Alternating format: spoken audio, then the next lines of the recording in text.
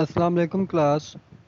जैसा कि कल हमने टॉपिक पढ़ा था basic structure of C program, कि सी प्रोग्राम को लिखने का बेसिक स्ट्रक्चर क्या होता है, क्या क्या चीज़ें इंपॉर्टेंट होती हैं, हमने उनको देखा था। और आज जो हमारा टॉपिक है उससे नेक्स्ट वो है हेडर फाइल्स, कि हेडर फाइल्स क्या होती हैं और उनका इस्तेमाल क्या होता है प्रोग्राम के अंदर। सबसे पहले तो आप ये चीज़ याद रखेंगे कि जो हेडर फाइल्स हैं वो प्रोग्राम के स्टार्ट में सबसे ऊपर लिखी जाती हैं। ठीक है। अब हेडर फाइल्स क्या हैं? Header files are collection of standard library functions to perform different tasks. के हेडर फाइल्स कलेक्शन है स्टैंडर्ड लाइब्रेरी फंक्शंस का, कि जो पहले से बनाए गए हैं फंक्शंस उनका, टू परफॉर्म डिफरेंट टास्क, मुख्तलिफ़ किस्म के काम करवाने के लिए। ठीक है। There are many header files for different purposes. मुख्तलिफ़ किस्म के काम करवाने के लिए बहुत सारी हेडर फाइल्स हैं। Each header file contains different types of predefined functions. ये कहता है कि हर हेडर फाइल का के डिफरेंट टाइप्स हैं और उसके अंदर प्री डिफाइंड फंक्शंस हैं। प्री डिफाइंड से मुराद ये है कि पहले से फंक्शन को डिफ़ाइन किया गया है। ठीक है। आप उनको जस्ट लिखोगे और वो वाला काम परफॉर्म करवा लोगे, जैसा कि प्रिंट एफ था प्रिंट करवाने के लिए। अब उसका जो कोड है, उसकी इंफॉर्मेशन है, वो stdio.h के अंदर स्टोर थी। ठीक है। stdio क्या था? हेडर फाइल थी। उसके अंदर इंफॉर्मेशन थी किसकी? प्रिंट एफ की। प्रिंट एफ क्या करता है? प्रिंट करवाता है, स्क्रीन पे हमें आउटपुट शो करवाता है। ऐसे ही इसमें होता है कि हर हेडर फाइल कंटेन करता है different types of predefined functions को। मुख्तलिफ़ किस्म के प्री डिफाइंड फंक्शंस होते हैं जो मुख्तलिफ़ कामों के लिए इस्तेमाल होते हैं। Many header files can be included in one program. अब ये कंपलसरी नहीं है कि एक ही प्रोग्राम के अंदर एक ही सिर्फ हेडर फाइल लगेगी। एक हेडर फाइल से ज़्यादा भी लग सकती हैं। आप जो जो फंक्शन इस्तेमाल करोगे उसके मुताबिक ही हेडर फाइल इंक्लूड होगी। The header file must be included in the program before calling any of its function in the program. जैसे मैंने आपको बताया कि जो आप फंक्शन इस्तेमाल करोगे, जो काम आप प्रोग्राम में करवाओगे, उसके मुताबिक उसकी लाइब्रेरी ऐड करवानी पड़ेगी। ठीक है। जैसे इनपुट और आउटपुट करवाना है तो studio.h आएगा। मैथमेटिकल फार्मूलाज हैं जो मैथमेटिकल इंफॉर्मेशन कंटेन करती हैं फार्मूलाज की, उसके लिए आप math.h करवाओगे। तो ऐसे ही कि जो भी फंक्शन आपने इस्तेमाल करना है आप उसकी हेडर फाइल इंक्लूड करवाओगे प्रोग्राम के अंदर। The extension of header file is dot H. जैसे आपको बताया था कि डॉट एच का मतलब होता है हेडर फाइल। ठीक है। तो एक्सटेंशन जो होती है हेडर फाइल की डॉट एच इसलिए होती है। The include preprocessor directory is use to include header file in the programs. जो इंक्लूड का प्री प्रोसेसर डायरेक्टिव है वो इस्तेमाल होता है किसके लिए?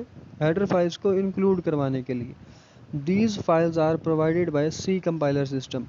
कि जो सी का कंपाइलर सिस्टम है, सी लैंग्वेज का कंपाइलर सिस्टम है, वो प्रोवाइड करता है ये वाली फाइल्स को। ठीक है। उसके अंदर ये फाइल्स होती हैं। The header files are normally stored in include subdirectory. कि इंक्लूड है जो सब डायरेक्टरी है इंक्लूड, उसके अंदर नॉर्मली फाइल्स स्टोर होती हैं, उसके अंदर मौजूद होती हैं। The name of header file is written in angle brackets. ये जो लेस देन और ग्रेटर देन वाली ब्रैकेट होती है इनको एंगल ब्रैकेट्स कहा जाता है और इनके अंदर हेडर फाइल का नाम लिखा जाता है। अब सिंटैक्स क्या है? सिंटैक्स होता है रूल। ठीक है। कि आप उसको छेड़ नहीं सकते, चेंज नहीं कर सकते उसके अंदर, या कोई चीज़ उसमें ऐड और रिमूव नहीं कर सकते। ठीक है। तो आपको वो फॉलो करना ही पड़ेगा वरना एरर आएगा। अब सिंटैक्स क्या है हेडर फाइल को इंक्लूड करवाने का? एक है हैश इंक्लूड, ठीक है, और एंगल ब्रैकेट्स। जैसे आप सिंटैक्स देख रहे हो, हैश इंक्लूड एंगल ब्रैकेट है।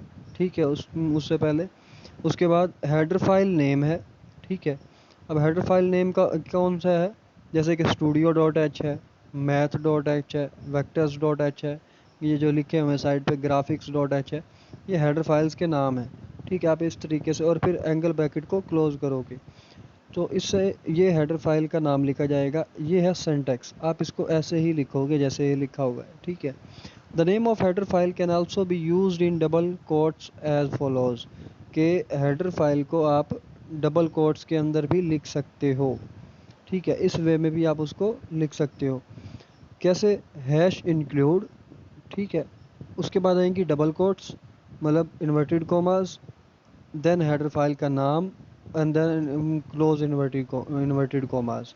ठीक है, इस तरीके से जैसे कि अब नीचे एग्जांपल दी हुई है, hash include angle brackets studio dot H और फिर एंगल ब्रैकेट क्लोज की गई है। उसके बाद आता है हैश इंक्लूड, ये डबल कोट्स हैं, मैथ डॉट एच है। तो आप इन दोनों तरीक़ों से कोई भी हेडर फाइल इंक्लूड करवा सकते हो। ठीक है, उसके बाद आता है the word studio stands for standard input output. जैसे मैंने आपको लास्ट लेक्चर में भी बताया था कि एसटीडीओ का मतलब होता है स्टैंडर्ड इनपुट आउटपुट।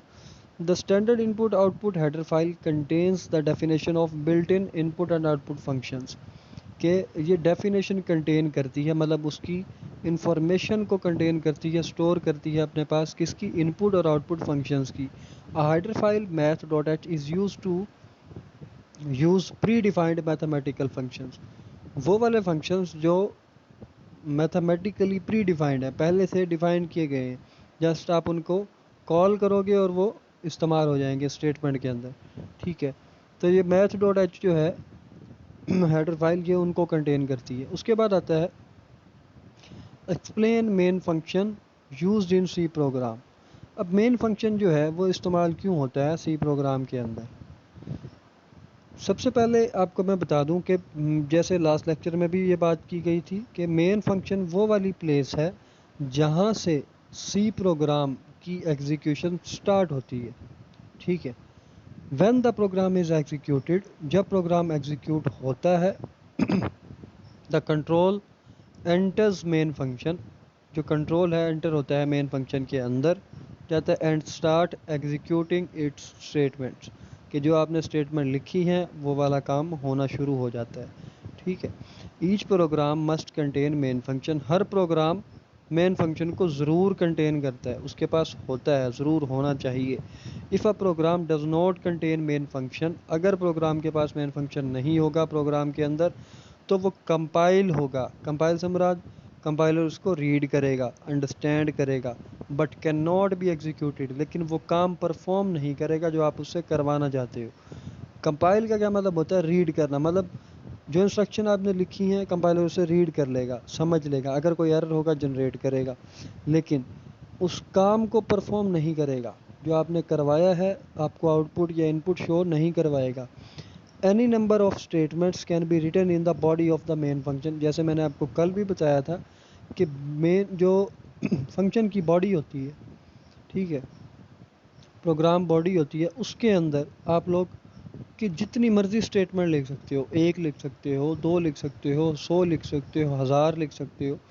तो आप जितनी भी स्टेटमेंट लिखना चाहो उसके अंदर लिख सकते हो। The body is enclosed in braces, कि ये जो ब्रेसेस हैं, करली ब्रेसेस इनको बोलते हैं, ये इस्तेमाल होती हैं। ठीक है, इनके साथ ओपन क्लोज किया जाता है जो भी स्टेटमेंट लिखी जाती हैं उनको।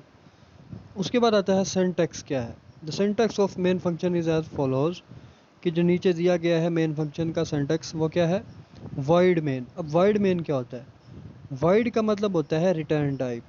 आपने ये चीज़ याद रखनी है, वॉइड का मतलब है रिटर्न टाइप।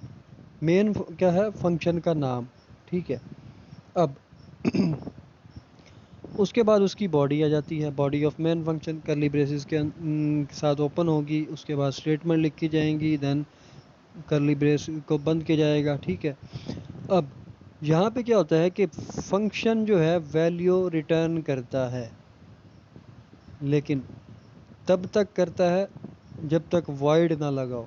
मतलब यह है, अगर हमने वॉइड लगा दिया है तो फंक्शन कोई भी वैल्यू रिटर्न नहीं करेगा। रिटर्न से मुराद ये होता है कि जब हम कोई प्रोग्राम लिखते हैं, जब हम उसको चलाते हैं, एग्जीक्यूट करते हैं, वो एक वैल्यू रिटर्न करता है। ठीक है, फंक्शन एक वैल्यू रिटर्न करता है। फंक्शन क्या है, मेन फंक्शन। लेकिन जब उसके साथ वॉइड लगा देंगे तो वॉइड का मतलब है कोई भी वैल्यू रिटर्न नहीं होगी। जैसा अभी रीड करके देख लेते हैं कि क्या कहता है। The definition of main function starts with keyword void.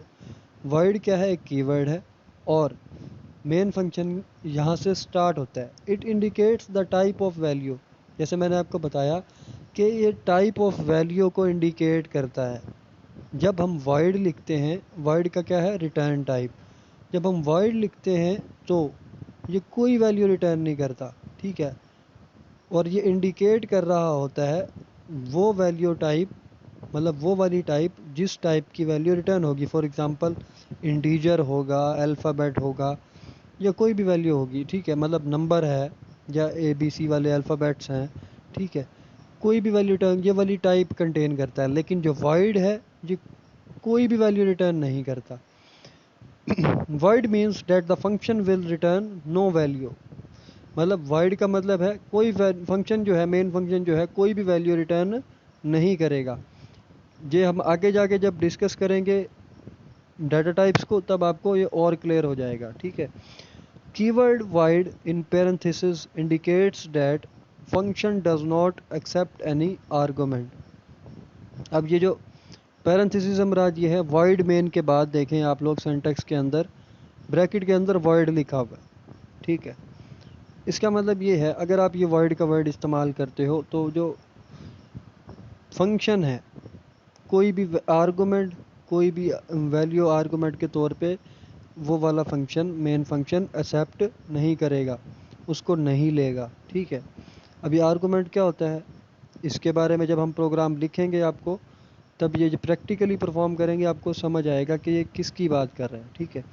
फिलहाल आप इसको जहन में ये रखिएगा कि कोई भी फंक्शन के जो पैरेंथेसिस के अंदर कोई भी अगर वैल्यू आती है, मतलब अगर हम void लिखते हैं तो वो कोई भी आर्गूमेंट एक्सेप्ट नहीं करेगा वो वाला फंक्शन।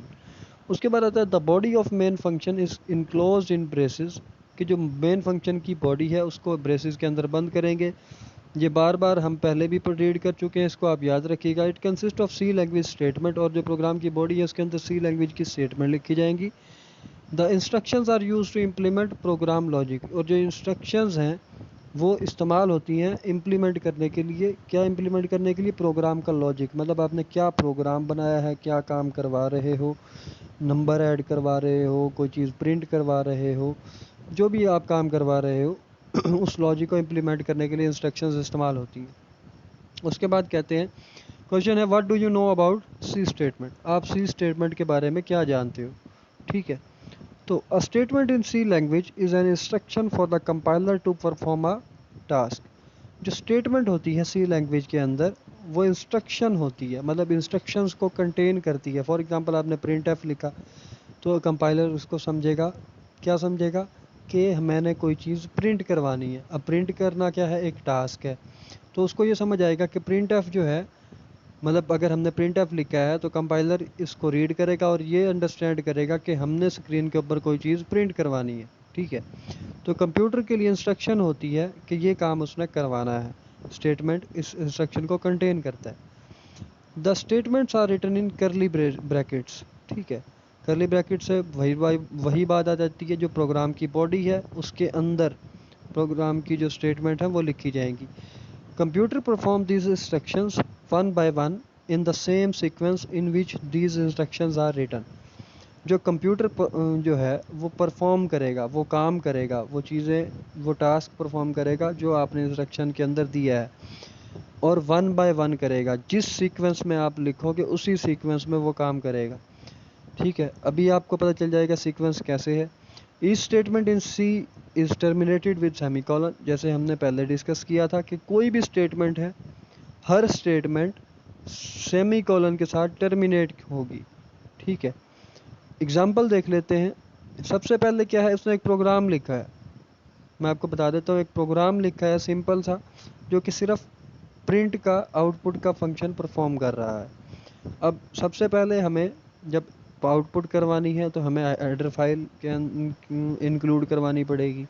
हेडर फाइल कौन सी? जो इनपुट और आउटपुट फंक्शंस को कंटेन करती है, और वो कौन सी है? वो है studio.h की। तो हैश इंक्लूड क्या करता है? प्री प्रोसेसर डायरेक्टिव है, क्या करवाने के लिए? हेडर फाइल को इंक्लूड करवाने के लिए। तो हैश इंक्लूड लगाया, उसके बाद एंगल ब्रैकेट लगाई, studio.h लिखा एंड एंगल ब्रैकेट को क्लोज कर दिया, ठीक है। अब हेडर फाइल लग गई। फिर आता है void main। void main क्या है? वो वाला फंक्शन जिसे कंपाइलर रीड करता है, ठीक है। तो void main का फंक्शन, ठीक है। उसके बाद फंक्शन की या प्रोग्राम की जो बॉडी है वो स्टार्ट होगी। अब प्रोग्राम बॉडी है वो कैसे होती है, वो इनक्लोज्ड होती है किसके अंदर, करली ब्रेसेस के अंदर।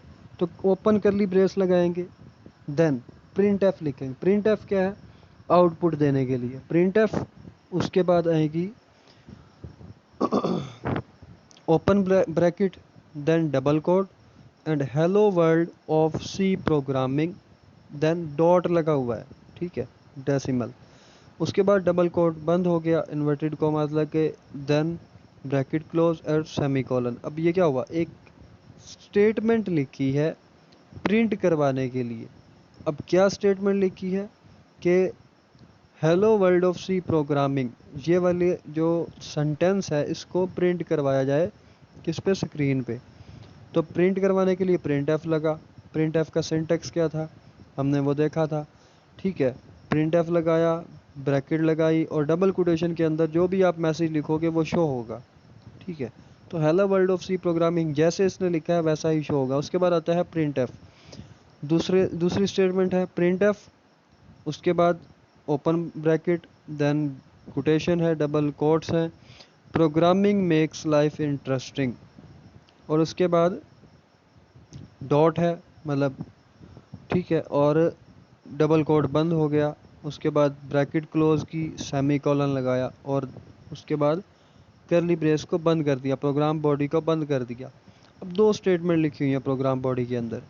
Hello world of C programming, पहली स्टेटमेंट ये प्रिंट करवाती है, दूसरी स्टेटमेंट जो है वो प्रिंट करवाती है प्रोग्रामिंग मेक्स लाइफ इंटरेस्टिंग।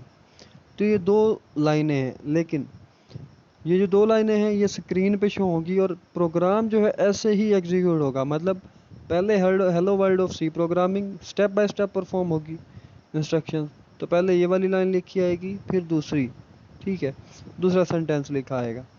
तो यहाँ तक हो गया कि सी स्टेटमेंट क्या होती है, आपको पता चल गया कि सी स्टेटमेंट वो होती हैं जो इंस्ट्रक्शन होती है कंप्यूटर के लिए कि क्या काम करवाना है, और स्टेटमेंट को करली ब्रेसेस के अंदर लिखा जाता है और कंप्यूटर जो है step by step, one by one in instructions के ऊपर काम करता है और जो भी इंस्ट्रक्शन इसके अंदर लिखी हुई है वो चीज़ हो जाती है, वो काम, वो टास्क परफॉर्म हो जाता है और हर स्टेटमेंट सेमीकोलन के साथ टर्मिनेट होगी।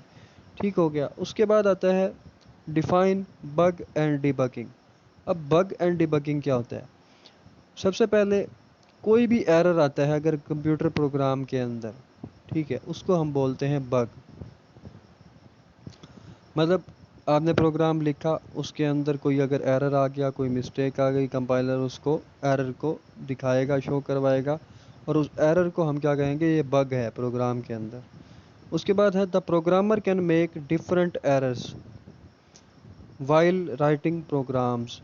कि जो प्रोग्रामर है, प्रोग्रामर कौन होता है, जो प्रोग्राम लिखता है, ठीक है, वो प्रोग्रामर होता है और वो डिफरेंट टाइप्स की एरर उसकी में आते हैं प्रोग्राम के अंदर।